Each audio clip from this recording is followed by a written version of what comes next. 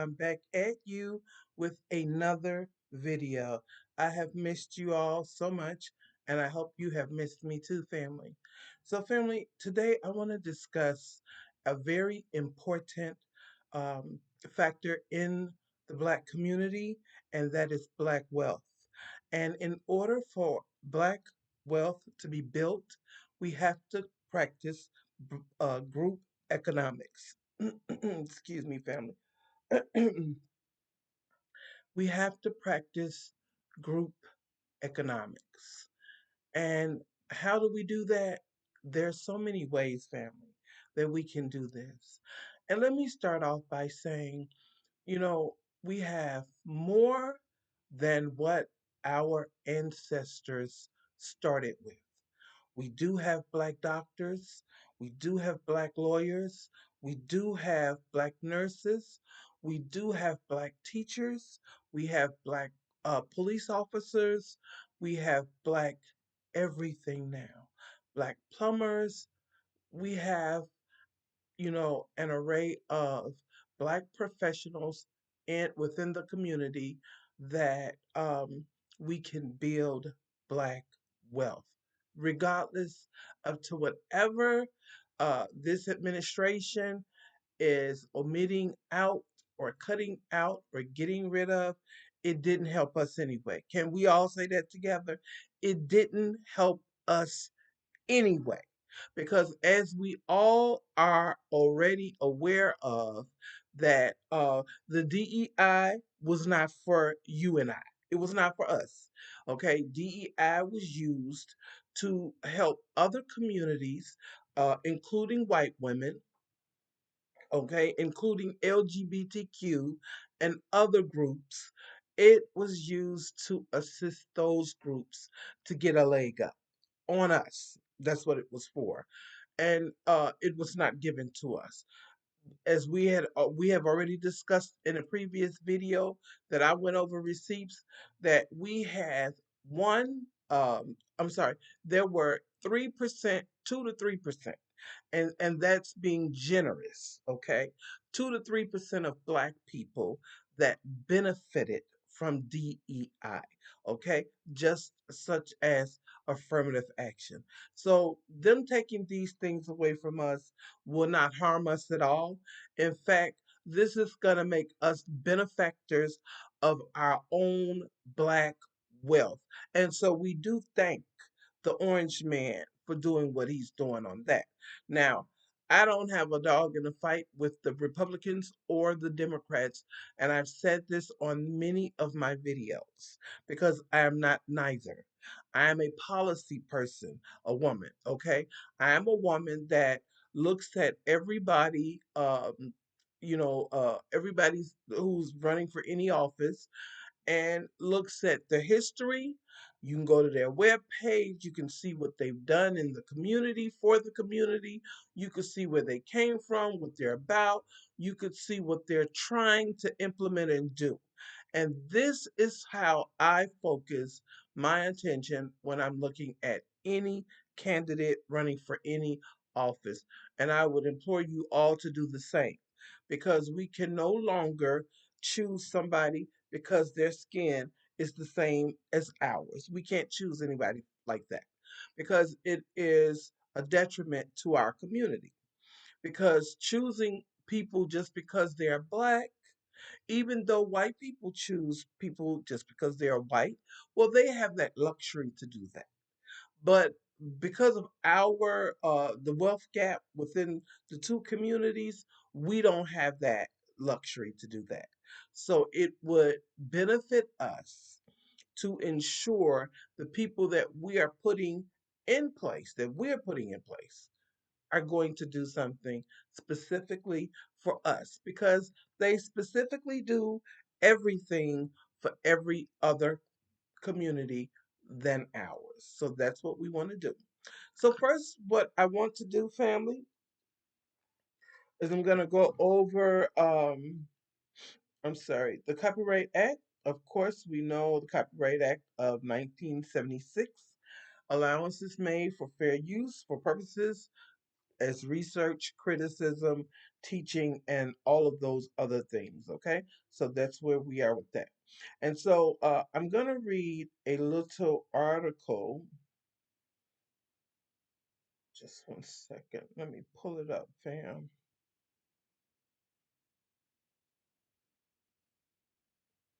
Okay, I'm going to read an article by the National Community Reinvestment Coalition. Okay, and this one was conducted in, it was a study. I'm sorry, and this one was conducted in October, or the findings were uh, submitted in October of 2024. Okay, so it says the racial wealth gap between whites and blacks in America has not closed any, any in over 30 years. You understand that, family? In over 30 years, the wealth gap in America between whites and blacks have not closed at all. That's huge. Black households are increasingly dependent on home ownership as a wealth building strategy. Yet, home ownership is usually out of reach for most Black households.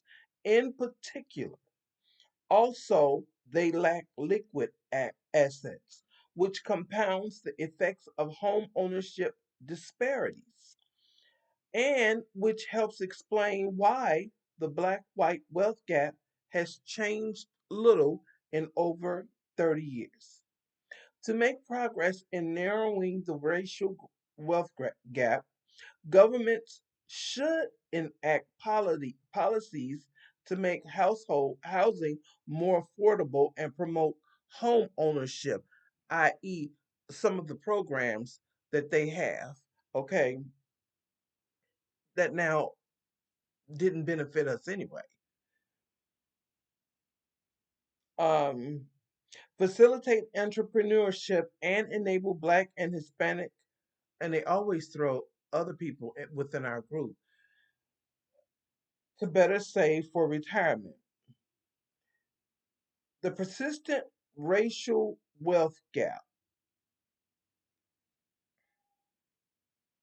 has remained unchanged and causes and touches so many other avenues of Black lives. And it does, because when you don't have the wealth in the community, or the money, even the money to pay the rent or pay bills, then you don't have money for adequate food, appropriate housing, you know what I'm saying?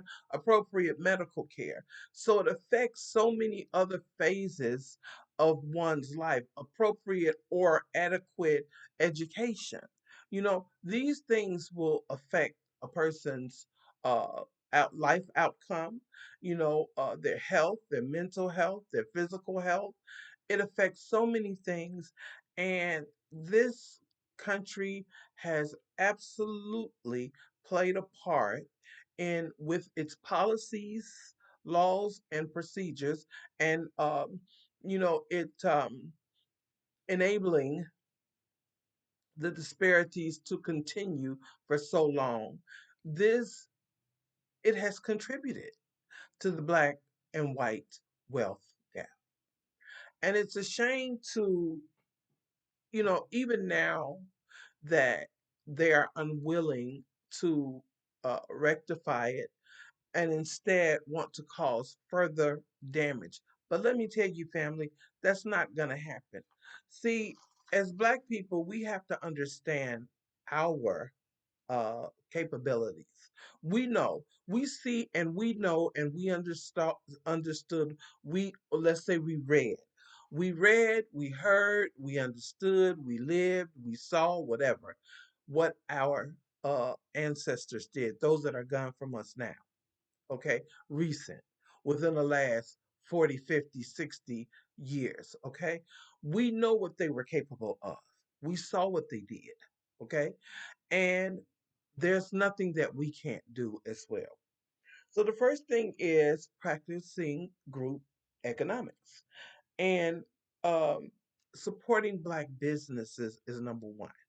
Okay, we have to support black business in order for black businesses to thrive economically. That will keep the revenue flowing within the community, within our community, building up. See, you always look at how in certain areas they have things like Whole Foods and things like that. You see what I'm saying? Because those people are, re, rejuvenating the dollar within their very community. Family, we have to do that as well. It may not be a Whole Foods family, but there are black owned grocery stores. We should be promoting and participating in, supporting them. We should be doing it, family. There are a few here I know in Georgia. There, I think, at least two that are black owned grocery stores. We need to be, uh, promoting these businesses because 9 times out of 10, they're getting their food too from black farmers who are having a hard time. See, because they started paying the black farmers to stop growing food, paying the millions to stop growing food. Okay, but the black farmers are not being offered that. They're not. We have to do better as a community supporting those within our community. They're black gems, they're black braiders, they're black whatever we need within our community family, they're black mechanics. We have to start supporting our own people now. I also said uh inclusivity should be only necessary, only when necessary. Just like they felt like cutting out DEI. Oh, well, that means black people won't be able to get jobs because black people are just not smart enough to get any jobs anywhere, right? Okay? Right? When all the black people I know work, thrive, are hard workers, okay? Are not looking for a handout. This is why we have to stop being so inclusive. And if I'm gonna hurt some people's feelings, I'm sorry, but you're gonna have to get over it. Be inclusive on an individual level, not on a collective level. And the reason I say that, family, because collectively we can't look at these people and say, these people are good for us. We can't. It's been proven too many times that they're not. So we have to use our sense, and we have to use our logic, and we have to think about the history. See, they always say a study for reparations. Well, see, we don't have to do a study about our treatment in America. We don't have to do a study on that because we see the study has been our life. That's your study. Your study is that you've lived in a non-democracy, okay, a non-democratic governing as black people. You've lived in that. So we don't need a study because we know it exists.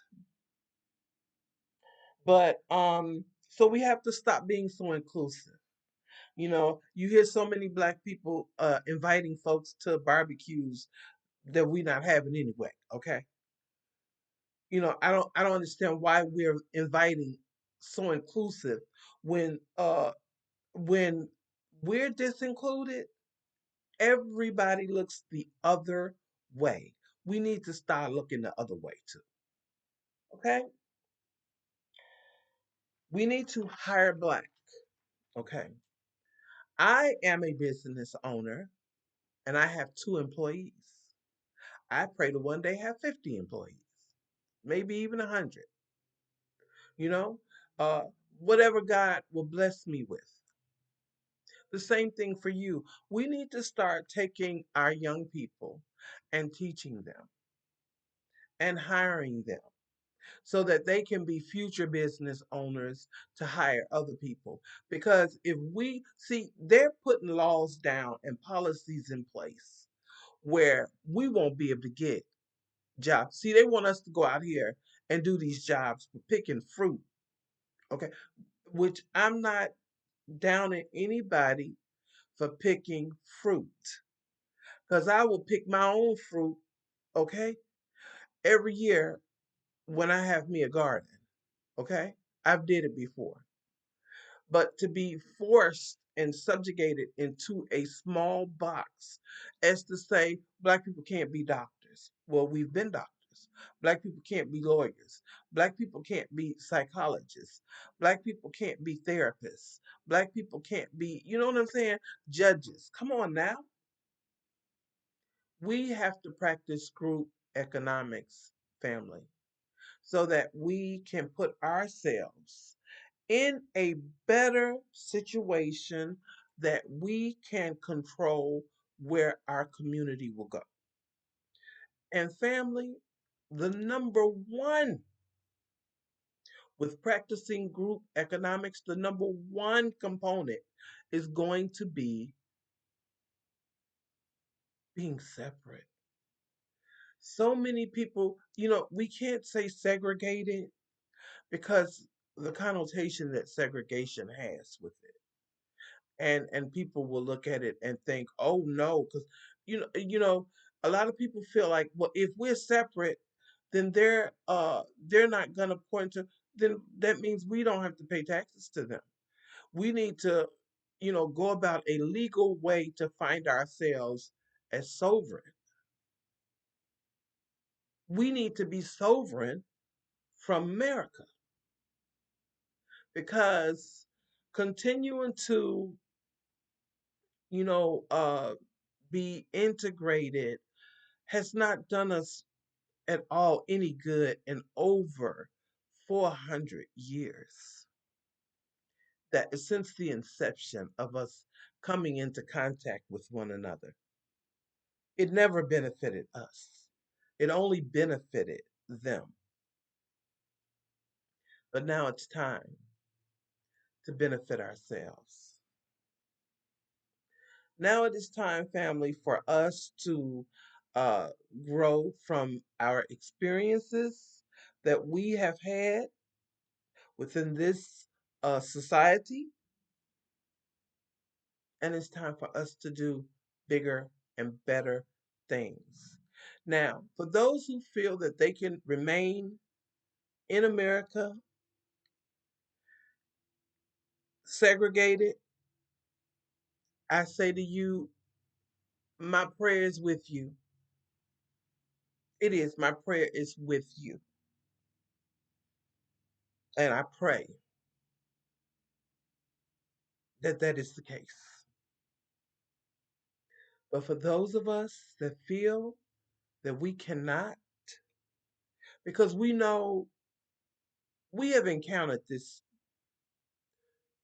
these people before, and because we have seen how when our people their people insisted on segregation, and our people had to comply, and which we did, okay, and we complied, and we were left alone to our own devices, and we exploded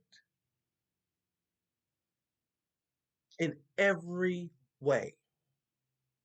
Had banks, had towns, had movie theaters, had hairdressers, facilities, had or salons, hair salons, and barber shops and restaurants, and we had everything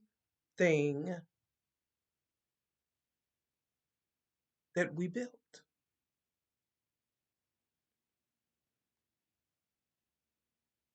And what happened? I'll tell you what happened.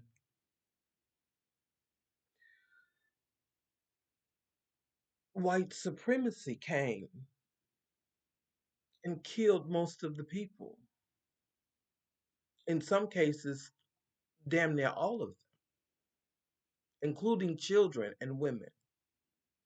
Raped some women, raped some women and some men,